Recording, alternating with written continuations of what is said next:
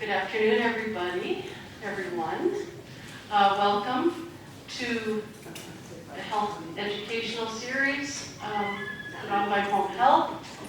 This is the first one. We did roll it out quickly, so I do appreciate you showing up today.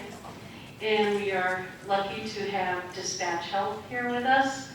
And it's a mobile urgent home service.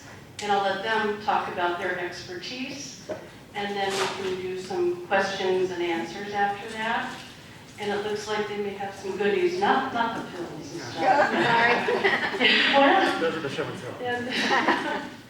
All right, so I'll start with Lisa to my right, and she can get started. Todd, did you want to come up?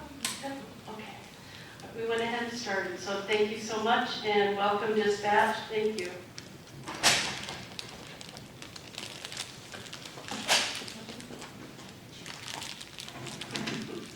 Good afternoon, everyone. Thank you so much for letting us into your home to let you know about a service that can help you stay home and not go into the ER, which we will definitely get into detail about. As Lori said, my name is Lisa McNaughton, and I am the Business Development Representative for Phoenix and the surrounding cities, and also our Tucson market, which we just opened up as well. And I have here a very important gentleman as well, David. Hey everyone, good afternoon. My name is David Del Grosso. I'm the market manager for Phoenix. Been a paramedic for about 10 years. And yeah, I was just here to support Lisa and answer any questions you may have. We'll go from there. Perfect. Thank you. I could get on a chair. Okay, so let me see by a show of hands, how many of you have heard of Dispatch Health and know what we do? Excellent, just a few, wonderful. All right, well that's actually a very good thing because we're here to educate and to let you know what we're all about. Am I speaking loud enough, I hope? Should I? Better. Better. Should I take that? I've been calling you. Oh, okay. All right, so I'd like to start from the beginning of Dispatch. It's an interesting story, I believe. We started with 2 emergency room doctors in Denver. And, they were looking at people coming in and all the time they were spending, all the money that was being spent, and they thought, I bet we could take this on the road and take care of these people in their homes so they don't have to wait, 4, 5, 6, 7 hours, possibly getting admitted into the hospital as well, and maybe never making it back home. I mean, I would think that would be my fear as well. So they did their due diligence for quite a few years and then started out with a little Prius and about 15 employees. And fast forward about 7 years, we now have approximately 1,400 employees and we've opened up in 39 cities across the United States. So it's amazing. It's catching on, of course, because who wants to go to the ER? No one. Yeah, said no one ever, right? And so with doing this, we have been able to keep people safe at home. We were successful in our cities pre-COVID.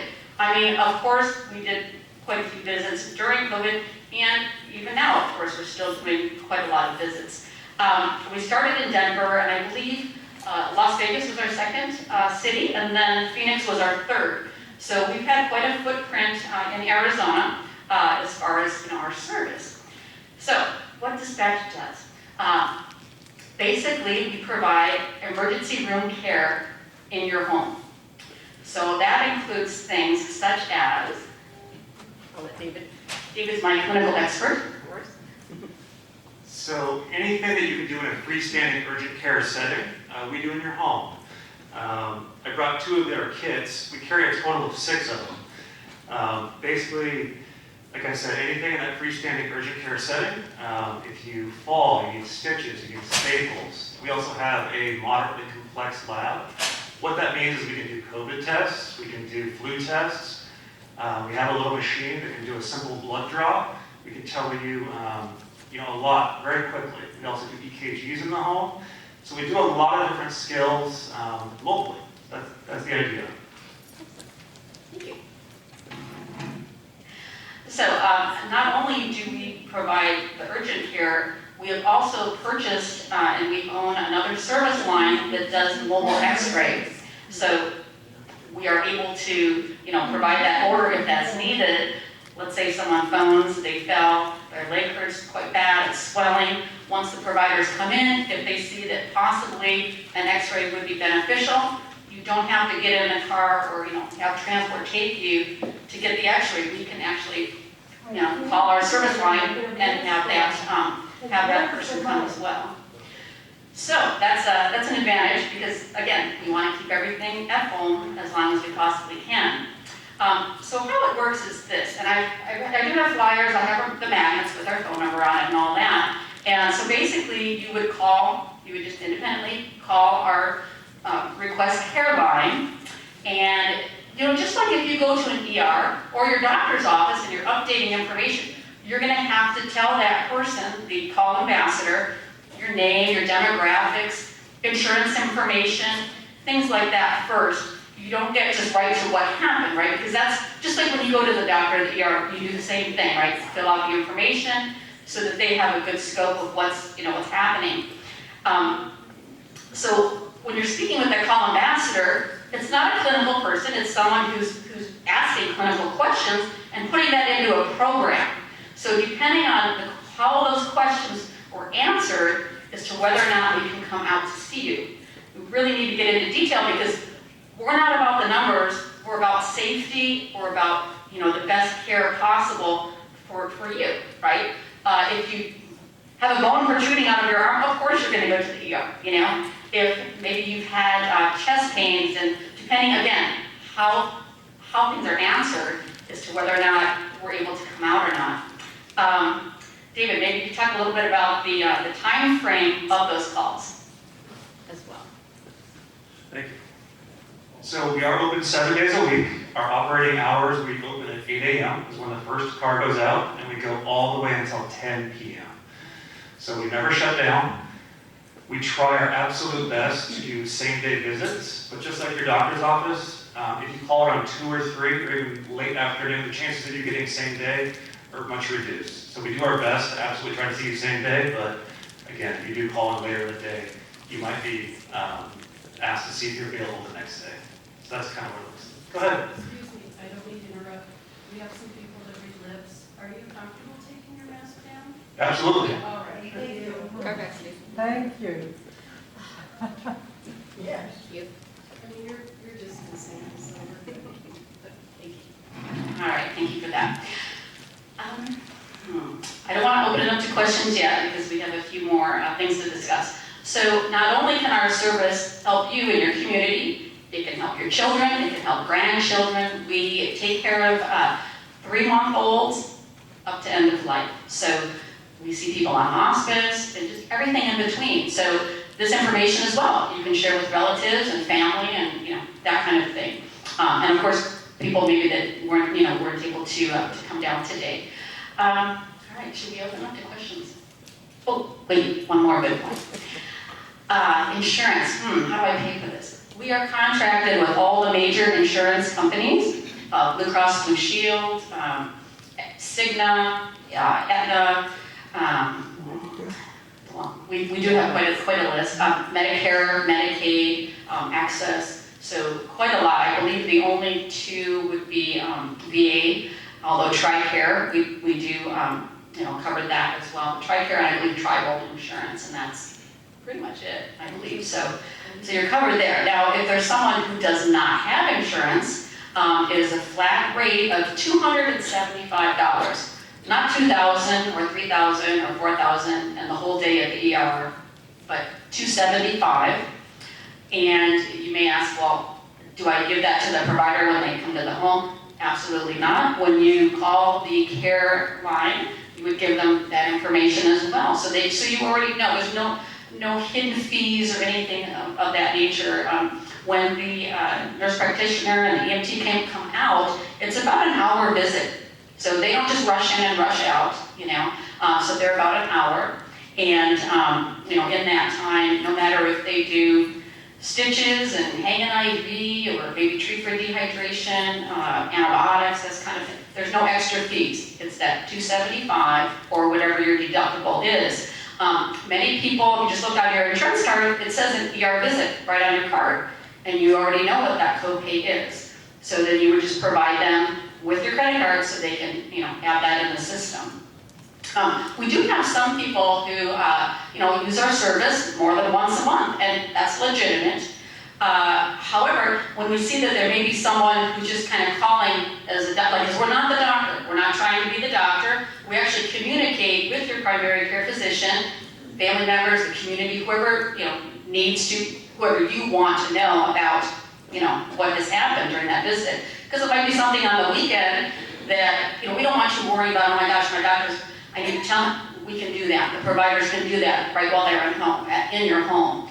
Same as with the mobile imaging. They can send that image immediately. So we keep the doctor, in full circle, knowing, what's happening so that, they're more aware of your care and what we've done. So, do you want to discuss maybe a little more what's in the 2 kits that we brought?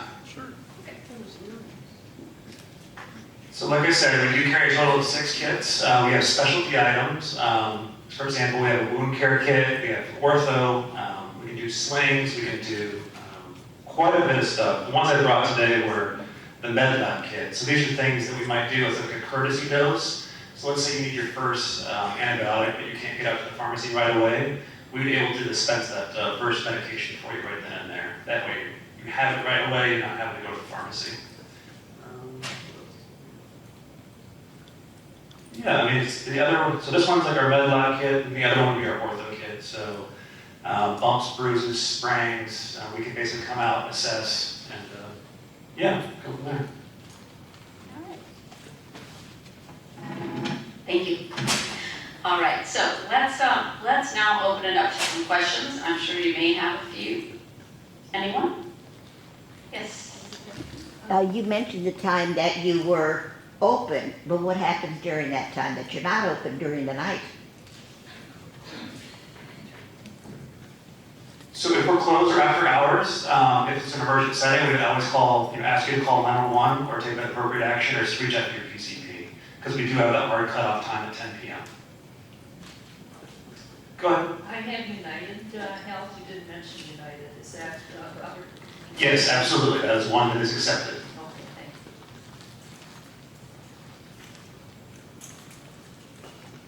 I have two questions.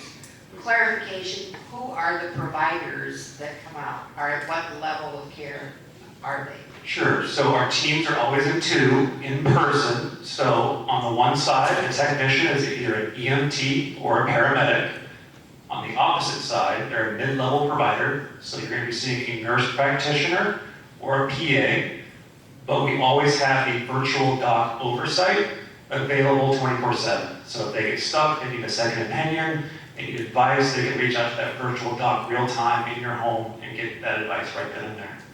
Thank you. And the second question, honestly, has to do probably with this facility interfacing with you. So under normal circumstances or usual, we call the front desk and there's a home health agency who provides a nurse to our apartment or an LPN ASAP. So in that event, I guess I'm asking us, how would we interface between us and dispatch?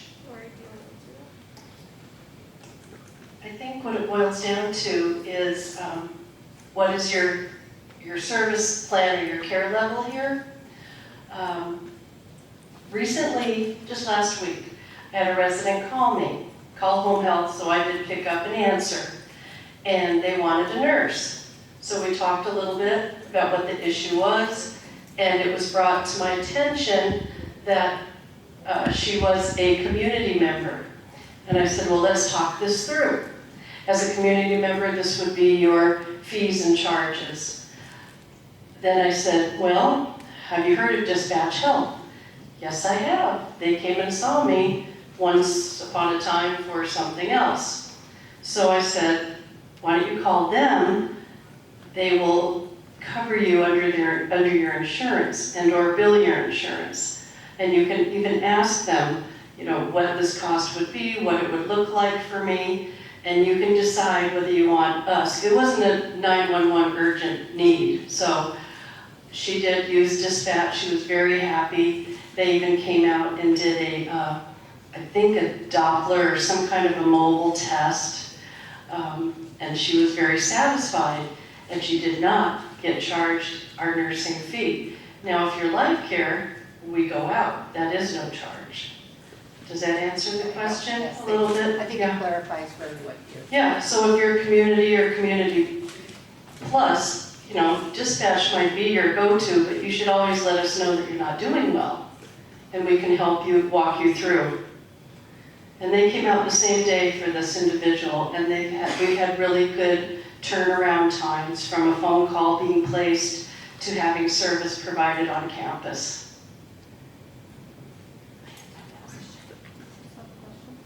No.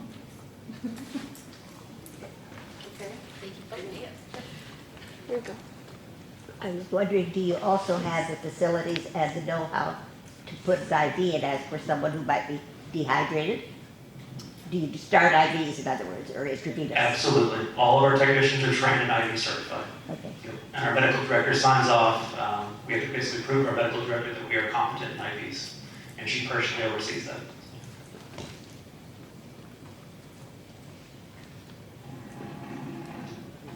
Primarily, I mean, we are here to support the community. You know, we're not, as I said, we're not trying to take away numbers, nothing like that. We're just here to support, you know, at times when maybe you can't get to your primary care physician, or it's the weekend, or it's a holiday, or, you know, it's late at night and the doctor's not in, you know, so. Question. Yes. If you come to the home, do, let's say, urine sample, urine test, and can you do a preliminary right there? And then if you're two-part, and if you're sending it out for a culture, who gets the results? Does it go to the doctor and not back to the resident/patient? Does that make sense? So great question. A couple answers. We can do a rapid assessment on scene, so we can give you a very preliminary idea. If that provider, nurse practitioner, or PA suspects there might be an infection, we will take care of sending that culture out to one of our labs. Either use SnoraQuest or LabCorp based on your insurance. We also send all of our notes of everything we do to your primary provider. That's one of our questions we ask when we intake. You know, who's your PCP? Who do you see? So we send those notes over so they know what's going on. And then typically those providers will prescribe right then and there. But based on the results, they might have to change your antibiotic based on what it's resistant to. I may have missed this because I wasn't here at the beginning, but what happens if somebody has fallen and there's a question of, say, whether they've sprained their arm or if there is a break? Do you take x-rays or how do you determine that? So we do. We recently acquired a mobile imaging company. They do partner with us, so typically our providers will come in and order that service because they do have a suspected break or they need imaging. So they'll come very quickly behind us, typically within 45 minutes to an hour. It's not a guarantee, but that's pretty much what it is. I have a question. You have mentioned that when your provider comes out to see the resident, they usually contact the doctor, you know, the primary care doctor for the resident. At what point do they do that? Is it while they are with the resident or after the visit? So it's after the visit. They send their notes of what they write a full entire chart because we have our own protocols for our own medical direction. We send all of our notes to their PCP so they can follow. Hopefully that answers your question. Yeah, the reason I asked that question is I had an encounter with a resident, you know, a few months back, and we called dispatch, and she was seen by a nurse practitioner. And when we did a follow-up call to report to the doctor because an antibiotic was ordered, the doctor was very angry and upset and questioned who ordered the antibiotics. And I said, well, the dispatch practitioner did, but he was very furious. That's the reason I'm asking this question. Certainly. So 2 parts to that answer. First part being whatever information is provided to us, it's actually built into our program that we automatically send those notes over. If it doesn't come through, you can simply call the number. We have a full staff of MAs, which are medical assistants, and they can provide that information to the PCP real time. So if that ever happened again, please call us. We have our MA team send those notes over again to that PCP so they have all that information. And on my level, I'd like to know who the doctor is so I can, you know, in a very kind way, you know, explain to him why that may have happened so that he doesn't have, you know, have that bad experience just linger there, you know. Gotta do that. I want to do that. Okay. Any other questions? Okay. One other thing I'd like to point out as well, so we're here obviously for you. We're also here for the staff. We've had situations where someone has a migraine, they cannot drive home safely. We can come and treat that and take it from a 15 of pain down to a level that's safe for that person to drive home. So, you know, even staff members, you know, things that happen, you know, right on the campus as well. So, just to keep that, hopefully nothing will. We're not counting on things happening, just so you know that we're here in case, you know, in case that occurs. So, I think that's it. We have one more question. Oh, yes. If you responded to a resident who was having a migraine, are you able to administer medication for that? Or do they have to go to the ER? I'm confused by what you just said. Oh, so to answer your question, we don't do any opiates or narcotics. But yes, we do have medications such as Toradol. We could do an intramuscular injection and absolutely relieve that pain. If it was to the point, you know, where you couldn't be controlled, then yes, we would suggest you go to the ED for follow-up because it might be something more. Okay, thank you.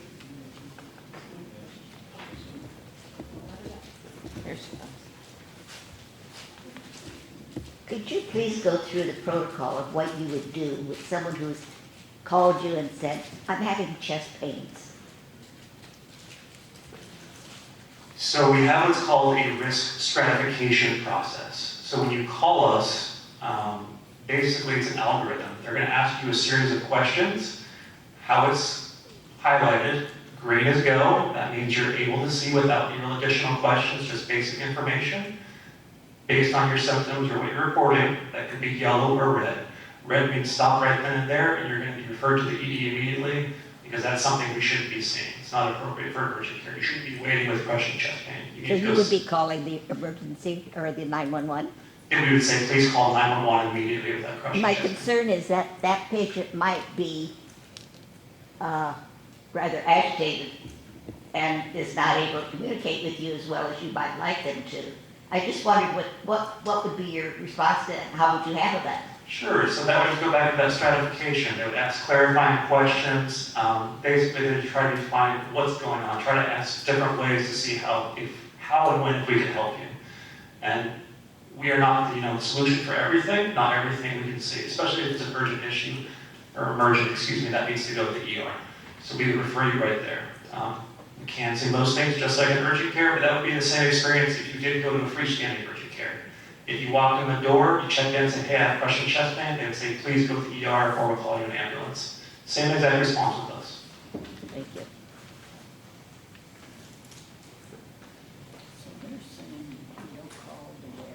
Just a quick one. Your intake person, what background and training do they have? They have a little bit of medical training, but they do have to go off a script because it has to be the same for everyone. So they're going to ask you the same questions. Based on your response, yes or no, that's going to prompt them into their next question. And that's what's going to allow them at the end to know if it's green, yellow, or red. If we're going to be able to come out and see, or if it's going to require more questions to see if that's appropriate. If I can also elaborate off of that, yes, I do start out quite transparent that it's not a clinician, it's not a nurse, but again, they're following that program and inputting that information in, and they're not the ones, decide, what that risk stratification turns out to be. It's the red, green, or yellow. Sorry, one more piece to that. We also have nurse practitioners and nurses that work those phone lines. If those people do get stuck, they will reach out for assistance and say, hey, I need a second opinion. Could you please talk to this patient? And they will loop them into the conversation. Just back to the question about chest pains that was just up a minute ago. This is Joanne. And maybe for Sheila, I'm thinking we live here at Westminster Village and we keep telling our residents that if they're in danger, like having chest pains, etc., pull your cord, press your alert, call 0, because they're the ones that are going to get you to the ER if it's necessary. They come and they take all of those vitals. I've been there. So they come and they take all of those vitals, and I say, should we go to the hospital? And they usually say, we've already called 911, and the good-looking guys from the fire department come over and help you on the rest of your journey. So I just wanted to add that on. We're not saying we love dispatch health, but we also live at Westminster where we have instant care. So let's not forget that either. Thank you, Joanne.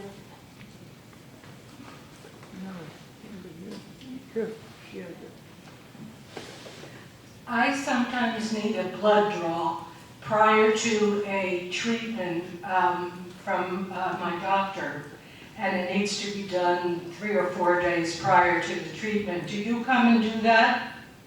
Or from the doctor for it? So in that instance, no. Your doctor, you can certainly reach out to them. They do have mobile blood draw clinics that could come out that your doctor could facilitate. So that would be a different kind of service then? Yeah, we can do basic blood work, but we wouldn't do something like that for a doctor. Okay. I can talk with you later about that too. I'm a fairly new resident, and Joanne, you were talking about pulling the cord. So I said to Sue Tomei, how do I know that this really works? She said, well, pull the cord. Where does it ring? The main desk maybe? I can answer that question. And the pull cords and the press alerts are tested by maintenance and security on a very regular basis. And they ring in the healthcare center in the nurse's station. So then the nurse will contact security. They'll call the resident first to see if it was an accident or if they truly do need help.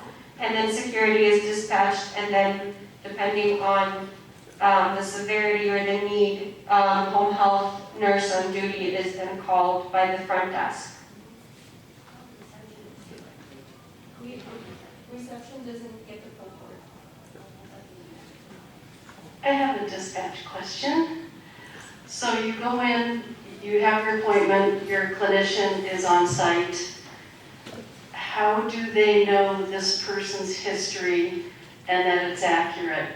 Walk us through what happens when you enter an apartment or home. Sure. So typically when you call in, make your appointment, they try to give you roughly a 2-hour range where that team might be there. They typically tell you their names. Hey, provider Kelly and technician Joel are going to be coming to see you between 3:15 and 5:15. When we put en route on our iPad, that automatically prompts you to get a call. It's an automated voicemail saying, hey, our team is on the way, be prepared, please have your ID and insurance card out, and they kind of walk you through a few other things. But that way they do give you the heads up that we are coming to you. But typically within 20-30 minutes we'll be there after that call comes out. Would you say that that you are actually, to clarify the service, you would be closer to home visits as opposed to emergency call? We are a mobile urgent care. Anything a brick and mortar urgent care can do, we can do mobily. That's how to define us.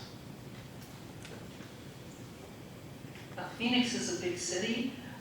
How many teams, like when you said you could wait 2 hours, then in 30 minutes. So if you're having a heart attack, you better get to the emergency fast. You know, how many teams serve this whole city, or what's the amount there? We currently have 8 rovers in the valley that start at 8 a.m. and they go all day. Those rovers right now are pretty much booked up. Our plan is to have 3 more on staff in about 2 months. So we'll be up to 11 cars total for the valley. I'm sorry. Just for a quick clarification for our residents here, if something is urgent like that, you would call our services here. You would use your pull cord or your pendant Yeah, anything that is urgent, that's urgent. This is called an urgent mobile service, but it's an appointment. It is, and we do not want to delay your care in any way. If it's an emergency, please call 911 immediately. Any other questions?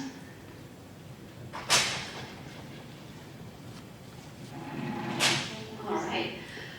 Well, thank you so much again for inviting us into your home and letting us explain a little bit about what we can do. And I know this is a little unorthodox, but I'm going to leave you on a final note. I wrote a little song for dispatch, and I think just lighten some things up here a little. Everybody likes music, right? All right. He's heard it a few times. When I woke up this morning with a tear in my eye, I hurt so bad, made me want to cry.